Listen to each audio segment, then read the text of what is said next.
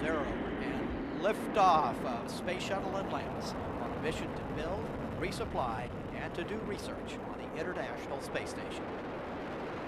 Houston now controlling. Atlantis begins its penultimate journey to shore up the International Space Station. Atlantis now in the proper alignment for its 8.5-minute ride to orbit. 4.5 million pounds of hardware and humans taking aim on the International Outpost.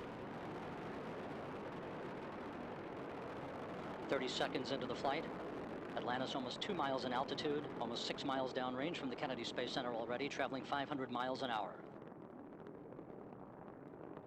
The 3 liquid fuel main engines now throttling back to 72% of rated performance, going into the bucket, reducing the stress on the shuttle as it breaks through the sound barrier.